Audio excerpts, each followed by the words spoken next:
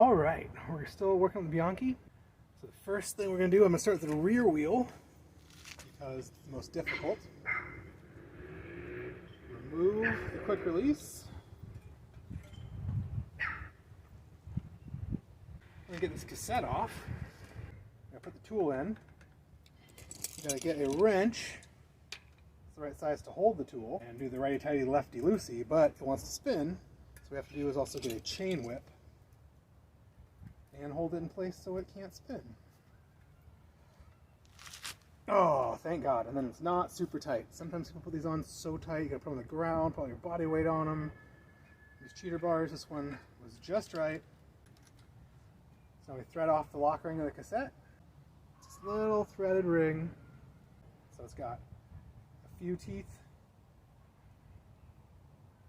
that come off, and then usually the rest of them are all bolted on. On many cassettes, you can grind the rivets down or take the bolts out the back, so you can rearrange and mix and match cogs, change spacers, cause a whole bunch of problems. Because this little pie plate is all broken, so it's been cracking and rubbing and making all kinds of noise. This is really a spoke protector, so if your derailleur gets bent and you shift into the biggest cog on the back, it'll keep your chain from acting like a hacksaw and hitting your spokes. We'll hit this thing instead. Most people don't care about them. Most people ditch them. You can always put another one on if you want. They're like $5 or $10 retail now. That's the first step. So this thing is free. You want to feel the hub. It feels nice and smooth. I'm grabbing the nut and trying to wiggle it up and down for play. There's really no play in it. For quick releases, a tiny bit. There needs to be a tiny bit of play. I want to be able to feel that wiggle back and forth on the bearings. Just the tiniest, almost imperceptible bit. Since it's nice and tight, we're going to go ahead and do the truing first. If this is all loose or too tight, I would do the hub first and get it real close or perfect, and then do the truing, but might as well do it in reverse order, because why not? We're also going to ditch this tire and tube. Luckily it is flat, so it's just going to come right off the tire lever. It's like a reverse shoehorn. You just hook the tire, pull it over the rim, give it a little pressure so it doesn't pop out, and just slide it. Slide, slide, slide, slide, slide. It's kind of like a derailleur. It derails the whole tire right off of the rim. I guess we might as well check the dish while we're at it, because why not? So it touches the rim on both sides. It's touching here and touching here. And then we set it in the center. So now we know it's perfectly even on this side, touching in all three spots. We flip the rim over, set it down, and see if it's doing the same thing over here. As you can see, it's touching in all three spots perfectly. So we know this wheel is dished correctly, so it'll be centered in your frame. It's really easy to start messing with these spokes and start tightening one side more than you tighten the other, or loosen one side up and having the wheel come out of dish. Instead of being perfectly centered, it's this way over on the hub or that way over on the hub. You're going to put it in your bike, and it's like hitting on your stay, rubbing one side of your brake pads. Not good. Pop this guy in the wheel truing stand. Now wheels you want to be dished, like we just talked about. You also want them to be round, so as you spin it, it should be going nice and straight, shouldn't be wobbling all over, and you actually, that's the true, but you also want it to be round, which is this bottom. So you don't want to be egg-shaped or have any high or low spots. So that's where wheel starts getting real tricky, is trying to change all the tension to keep the thing dished, round, and true. And you have to use spokes like they're partners. Use match pairs. So these two guys go straight up together, match pair. Next one's match pair. This inside one's not match pair because it crosses. So it would be the next set of inside ones are match pairs. So if it's way out, you'll gently tighten match pairs on this side, loosen match pairs on that side to try and get it to swing in without becoming egg-shaped or wobbly or ovally. I also like to work on one side at a time. The stand is round, so I can work on both sides at a time. It can get confusing with noises and things. So I'm going to spin it. You can hear this arm, it's two arms, one for each side. You can hear it hitting this rim. So we know we have a slight high spot. It's right by that reflector. Still right by the reflector, so it's the only one right by the reflector. It's hitting from about this wheel sticker, which is where the seam is. You can never get seams perfect, so if your only issue is by the seam, just stay away. Don't worry about it too much. Ooh, and we're going a couple spokes past the reflector. Get this stuff out of the way. We can try the sizes. This is a number 2. It is very loose on here, but the number 1, which is the next size down, is too tight. The nipples are too cheap. So that's no good. We do have this cool adjustable tool. The spoke nipple head goes in here. You can run the spoke up through here and you can adjust this guy to fit.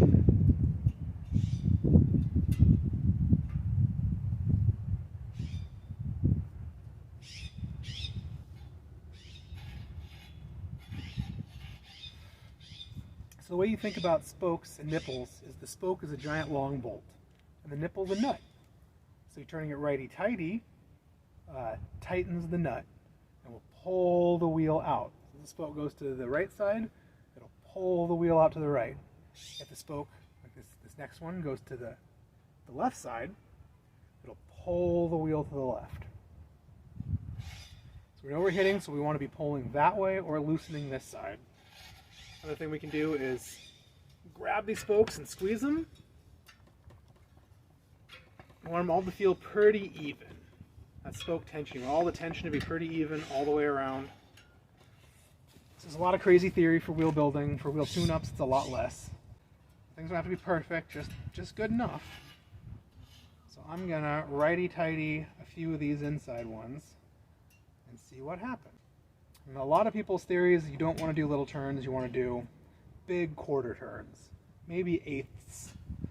But you don't want to just wiggle them a little bit, because then all of a sudden you'll have everyone at slightly different tensions and the whole wheel will be a little high, a little low at every single nipple.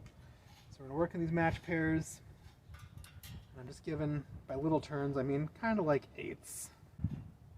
We're going to do it all the way till we get to that wheel seam, which we're here.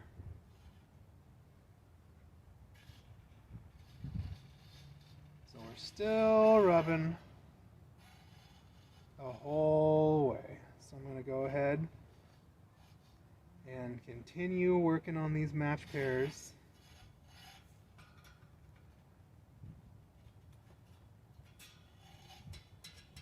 Just give them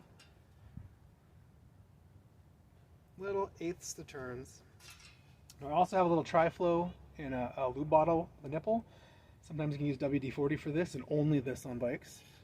And we can go around if these spokes are being sticky or tight, or you feel like the whole spoke's turning and not just the nipple, go around and lube the nipple and around the nipple seat where it goes in the rim. Spin the rim and let it all soak in. And I'll do that sometimes because I'll usually free them up so you can get it to true a little better. And if it's not hitting here, it's a match pair. I'm gonna give it a little bit anyways. That's getting a little better. There's only one little hop in it. So I got like about a millimeter and a half of clearance.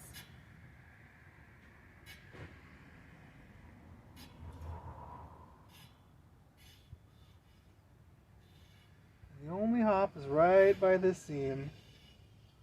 Move this one little nipple just a little bit more. You can see here, the little arms touch the rim. See, it's very, very, very close, which is what you want. And it does move a little teeny bit left and right, but it's almost perfectly close. It's not rubbing anywhere. There's no real high spot or low spot. We also checked the top of this arm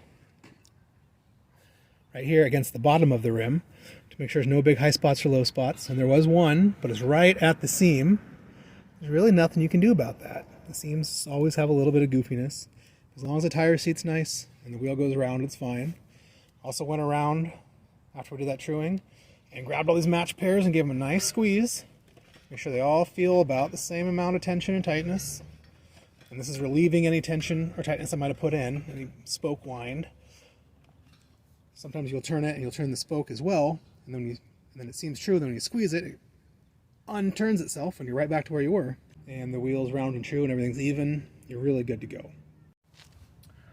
So under the front wheel, it's about the same. I pulled the quick release out, took the tire and tube off. Now I was just checking the wheel dish. It is dead straight on both sides. Next, we're just going to go ahead and pop it in just like we did the rear.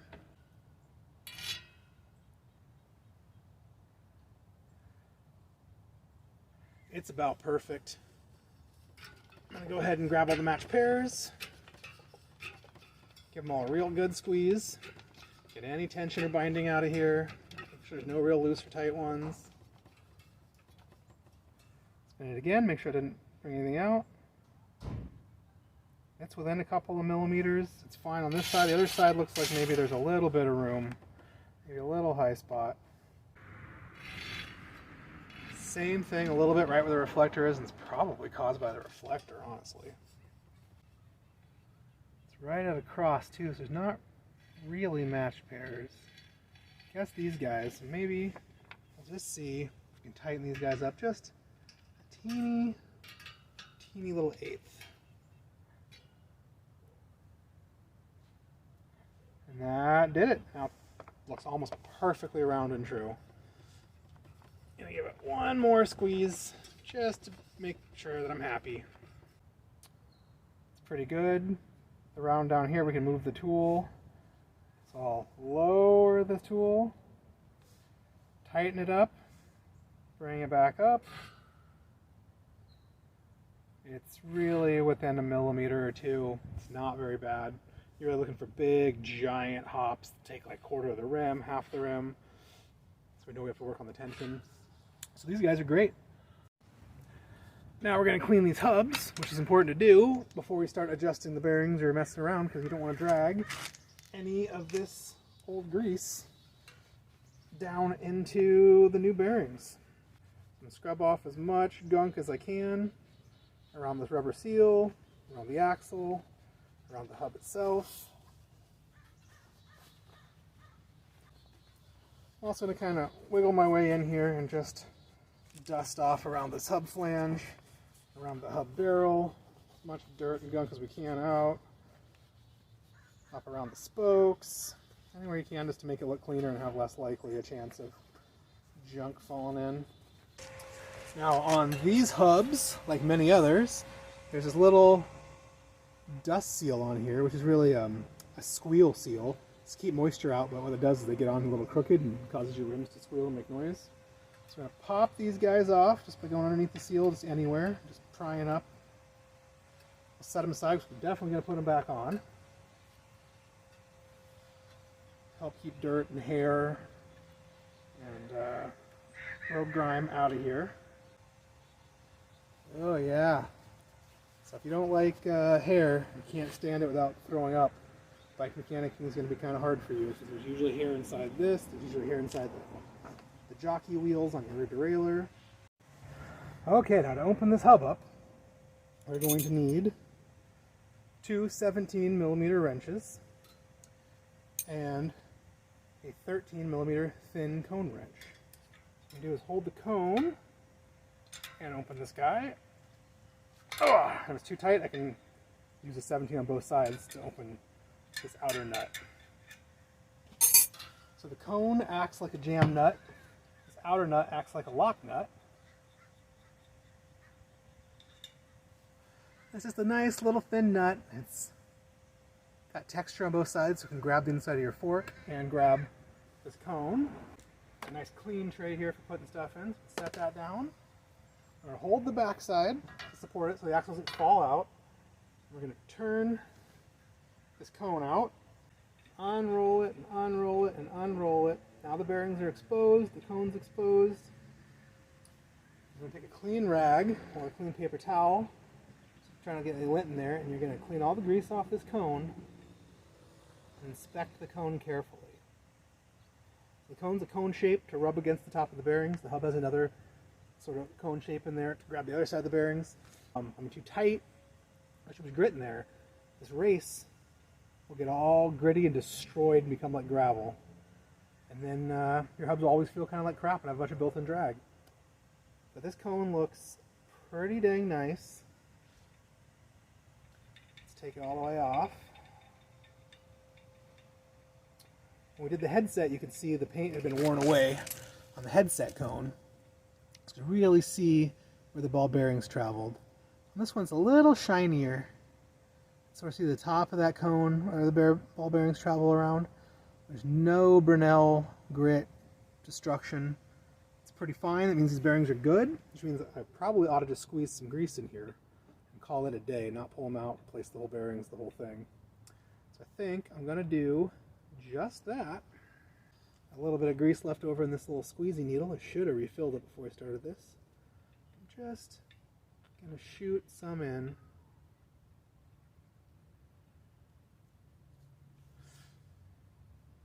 There's plenty in there. It's all over the place, so it'll get all over this cone as I tighten it back down.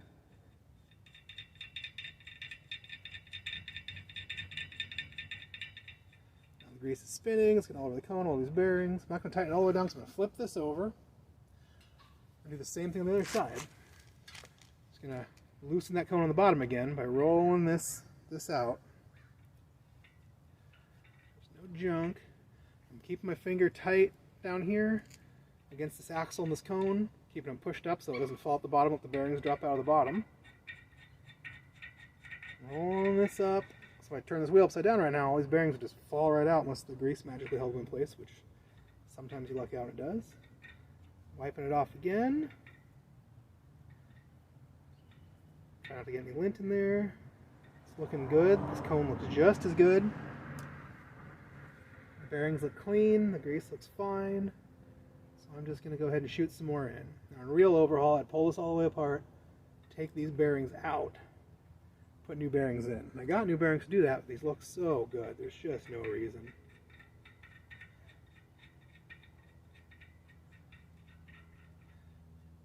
Fresh grease in, it's all spun down nice and tight again. Just finger tight so it won't move. Put this lock nut back on.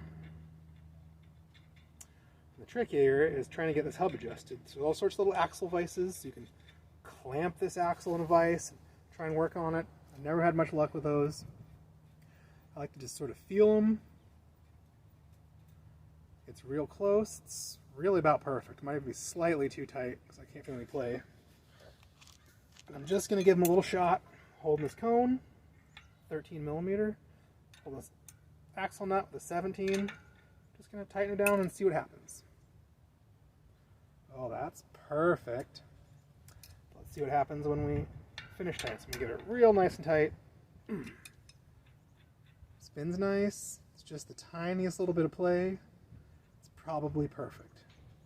That's very lucky. Usually doesn't do that. It'll get way tightened up or way loosened up. You have to do this 2-3 times to get it right. And that might be too much play. The only way to be 100% certain is to put it back on the bike, lock it down with a quick release, and we'll check for play again. And if there's too much, we'll just pop it off and make a little slight adjustment. I'm going to take this little rubber cap. You see the back side's flat to keep water out. The front side's got this little shape so it can hug around the cone, hug around this axle nut. I do have a feeling these are probably too loose, just a little. But we'll see. We'll do a whole double check video because you really have to. Everything needs finickier, finer adjustments.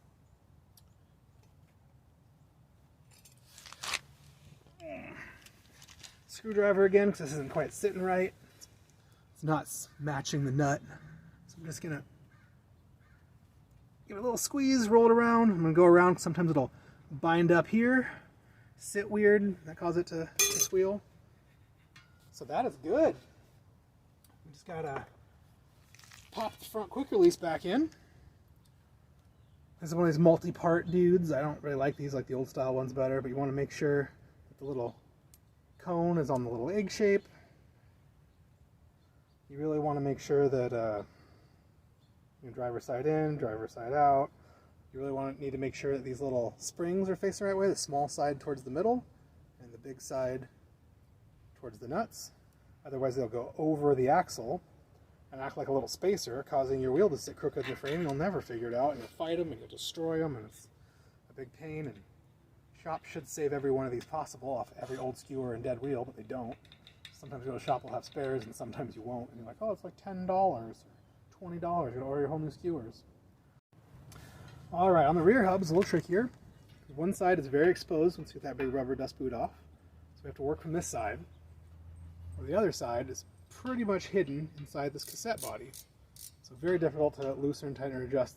So the trick is, we loosen this side, back it all off so we can get grease in there.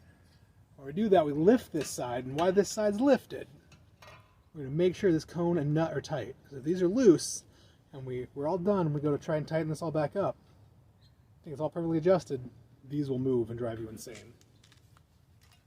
So this side's a little bit different. The big nut's still a 17, but the cone wrench instead is going to be a 15 instead of a 13.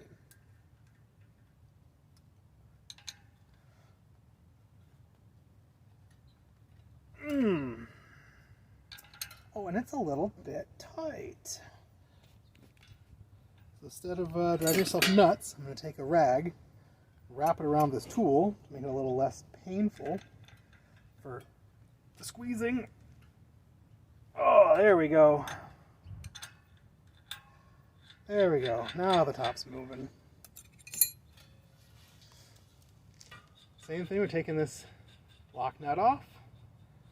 And then you kind of want to lay these out. I like to lay them down in the tray in the same order I took them out. So lock nut, big giant weird spacer, nice little round thin spacer, and then this cone, which is still very tight. See, it spins the other side, so now I'm going to have to hold the other side with a 17. Hope that this cone breaks loose before that lock nut does. Woohoo! Spin, spin, spin, spin, spin. I already see grease and grime in there on these outsides where it shouldn't be. Open, open, open, open, open. Take a clean cloth. I'm going to wipe off all this dirt. The grease, so the dirt wasn't really down in the bearing area, but it was up above it. Like it. I want it to fall down in there. I'm going to roll this cone around. Really look. Use my thumbnail. Oh, there's one little spot. Can't be from a bearing. It looks like it must have been from a tool or someone scratching it at some point. But otherwise, it's not Burnell. It's not worn out. It's real nice. Rub a little bit of this grease out of the edge, just in case there's a little dirt in it, which looks like there might be. Yeah, there's enough dirt in this rear hub, but we're going to do the full overhaul. Very excited. I'm going to go ahead and pull this cone all the way off. And yeah, hubs are fine threaded. It takes forever. It's a drag.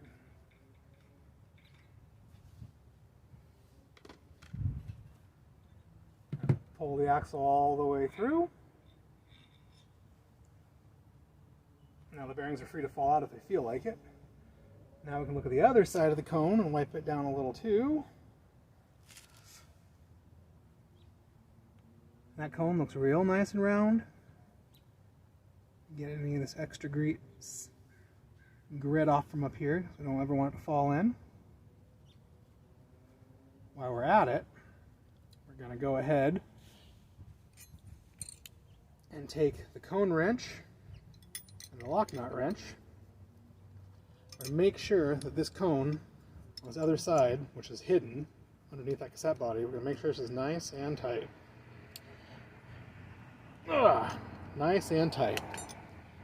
Just jamming them into each other, make sure they can't roll out of the way and cause problems. Alright, I'm going to take a magnet, suck these bearings out. In theory, there should be 9 balls on each side.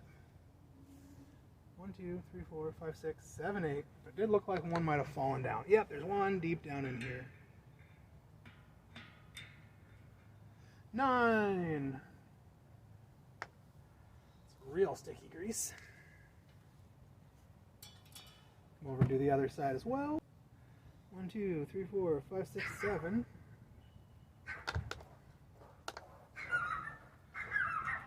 8, 9. Try and clean all this old grease out from around everything.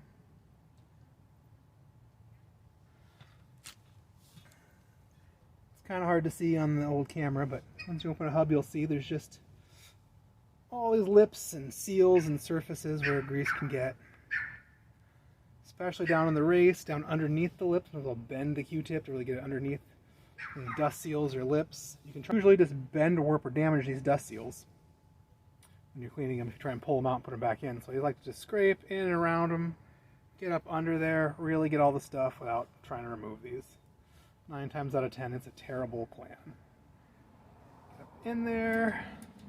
Q-tips don't cost anything. You'd think dust seals wouldn't cost anything, but trying to replace weird little finicky parts, impossible to find, or very expensive when you do, because why would anyone mess around with a 5-cent dust seal for 5,000 different hubs without charging you $15 for wasting their time?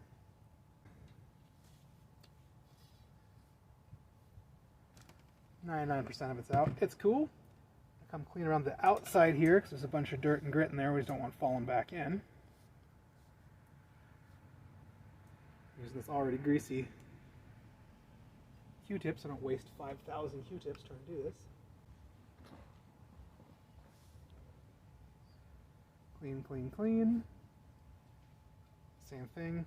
Get around here, around the hub. Get underneath the seals best we can. Get all this old grease out. I mean, it's pretty golden and waxy, which is pretty notorious for Shimano. So it's probably the original stuff. It's probably never been done. Spikes really got low miles. They look nice. Nothing's worn out or destroyed. Okay, I'm going to take this little syringe, but I've also in the past just used a screwdriver, a little extra chunk of brake housing, like anything clean. Grease, grease, grease. Go ahead and do the other side as well. Use my clean screwdriver and just barely dab some on here, not scraping it, not hurting anything. Just dab, dab, dab. Set it down on this little mat. Do the same thing with this axle. Put in a little grease right around where those bearings are going to go. Get it all ready and set it kind of out of the way so it's all dirty. Next we have the Park ruler. So this ruler, you can stick your spoke in here and measure your spoke length. It says 190, 200, you know, all millimeters. It's got inches on it. You can hold this up to a tight chain and line the beginning of inch number 1 with the very end of inch number 12. And that's lined up with your chain pins. Your chain is not stretched. If it's moved off, your chain is stretched. It's also got all the bearing sizes and they're listed. This Park ruler is about 10 bucks. It's 100% worth every single penny. Take one of these old bearings, and it should be a 1/4 inch. And look at that, it fits perfectly in a 1/4 inch. Will not fit in 7/32. I'm going to pull these out, we're going to load them in 9 on each side. Some weird vintage stuff has different sizes, some weird modern stuff has different ways of doing bearings. So much easier with 2 hands.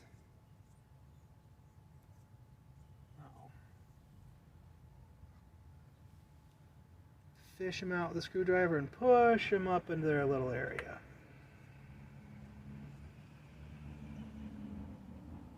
So much grease in here that it's very hard to see what's actually happening. One fell all the way out.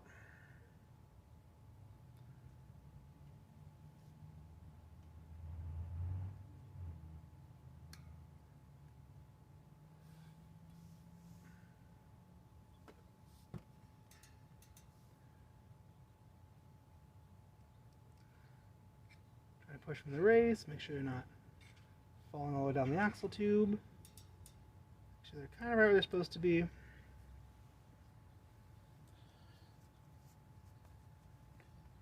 That grease should be enough to hold them all into place. I'll do the other side. 1. Oh boy. 2, 3, 4, 5, 6, 7, 8, 9, 10. 2 of them back.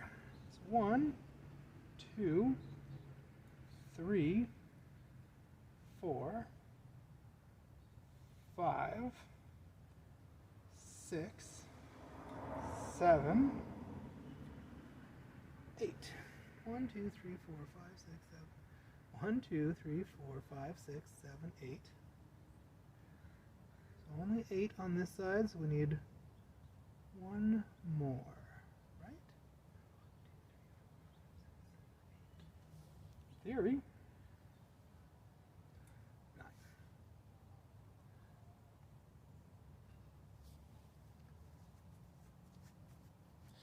Try not to touch the braking surface with my greasy hands while I do that. You can kind of see in there, you can see the little bearings.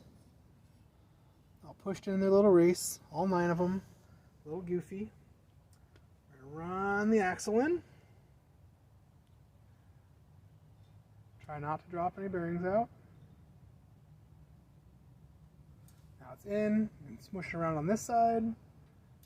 Pushing all the bearings right in the right spot. You can still look down on this side. See all the bearings are still floating around there. 1, 2, 3, 4, 5, 6, 7, 8, 9. 1,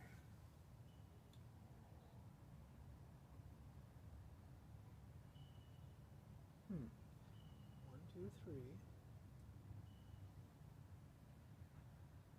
4, 5, 6, 7, 8, 9. 3, 4, 5, 6. Yep. Yep. I never really trust it. It always looks weird. Now we're going to thread this already greased cone back down. And it is greasing the threads as it goes. Everything's nice and greasy. The grease lets the bearing spin. It also creates an awesome dust barrier to help keep anything that gets in here trapped up at the top, underneath this little dust seal, not down in the bearings where it can do actual harm. And it takes forever because it's fine threads.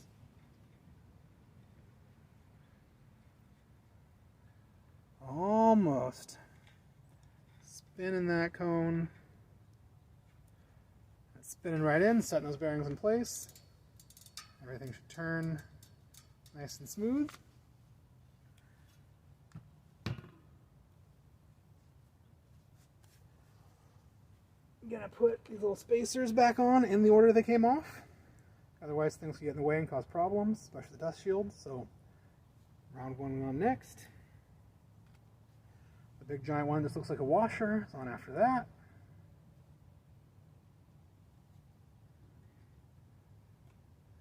Then the lock nut goes on after that.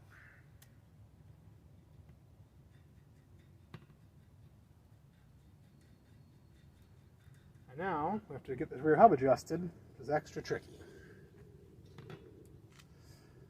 Now we make sure it spins. I want there to be a little bit of play. There's not. It's definitely too tight, but I think it'll loosen up. I'm gonna hold this 15, lock it down with the 17, and this 15 is gonna move a little with that axle. It's already gotten tighter, so I'm gonna try and move just the 15. As we tighten, I'm gonna try and just hold the 17 and just move the 15 tighter. And now there's just a little play in it. Now I'll try and hold the 15 and just lock it down the 17, see if I can get just that to tighten. Still a little play. It's probably too much. Sometimes if it's not super tightened down, you can do a little trick where we hold the other side with the 17, hold this side of the 17, and just crank it down. Sometimes that'll get everything to spin, including that 15 lock nut. Make things a little tighter sometimes. Oh yeah. Barely any play. Like with the front, we'll have to wait till it's on the bike, and then we'll test it out and see if it's too tight or too loose.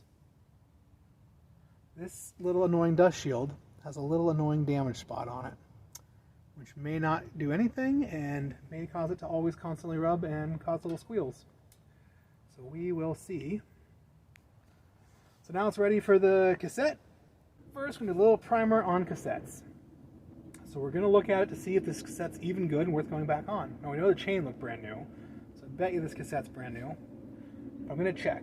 So on chain rings, you look at the wear on this. Like pretend like this little tooth is a shark fin. One side should be normal, the other side should get more and more carved out and fin-like all the time. On a cassette, we're doing the same thing, kinda. We're gonna look inside where the chain face gets in here and drags to pull it forward. And we're looking to see how clean it is. So this one is like brand new clean. It is super clean, it's super shiny, but it's like a stamped steel piece. You can see little lines from the stamping or the cutting. The metal's not polished. It's just silver and weird. So we're gonna keep digging down all of these and look for anything that's got a polished face right across this inside face. That one looks all stamped steel and brand new. Mostly stamped steel and brand new. What we're looking for is polishing, because the polishing, the chain's been on there a zillion times and worn it smooth. Sometimes the polishing will run right through the chrome. You can see the metal underneath. And then you know you're really starting to have issues once the polishing really starts digging in. So we know a chain might not grab it anymore. But yeah, these are all essentially brand new. This cassette looks like it doesn't have a single mile on it. It looks fantastic. So we're just going to clean that a little bit. Yeah, brand new. This bike must have had a tune-up right before it got stuck in the basement for 5 years. Now we are ready to go back on. So the cassette has these funny little teeth in it. It's got one smaller than the rest. So we're looking for one small one. It's right here, kind of by this arrow. So it should line up on these teeth and slide right on. Now it grabs into these teeth so it won't just spin. Then the next cog, the same thing. You just find that small one. Last one, small to small, goes right on. And there's a little lock ring. Tool face on this side, so a bunch of little serrated edges for the tool to go in. On this side, it's got a little toothed face. Sometimes it's even a second little washer. And that's to let it sort of lock in place on these little teeth on this little small string. So we'll just put this guy on. Take the correct tool. They make a lot of different tools. This is a Shimano one. Fits Shimano, SRAM, most aftermarket things, just not campy. Some weird things. And that's kind of tightened down. That's probably tight enough. Let's pop them skewers in. The quick release goes on the non-drive side, so you don't have this stupid quick release lever in the way of your derailleur, your cable, and your chain, and all your stuff. And the springs only go on one way. So you can see it's a little end and a big end. The little end goes in, so it hits the axle instead of going up over the axle. The big end goes into this much bigger nut. Let's get those nice and loose. Okay, got the wheels back in on the Bianchi. Quick release is on the correct non-drive side. And we're testing to see if my hub adjustment was correct. I'm going to grab the rim and try and wiggle it back and forth to see if I can feel any play down here in those bearings. There's none, none, none, none, none. Well, I almost feel a little in one spot. That's fine, because there's none in most of it, and we don't want it to be too tight. Back to forth, back to forth. I did feel a little play, a little too much. So what we're going to do is pop it out, grab two 17s. Now, if the hub's not over tightened, you can over tighten the lock nut into the cones. There's a chance we can just put a 17 on both sides and do a little righty-tighty and just get the whole lock nut, spacers, and cone to move and get it tight enough and adjust the hub. If we over-tighten the stuff and you try and do that, you just bend the axle or strip the threads. It's not cool. I know it's not too tight. Just a little teeny bit. Still doesn't feel too tight. Don't really feel any play.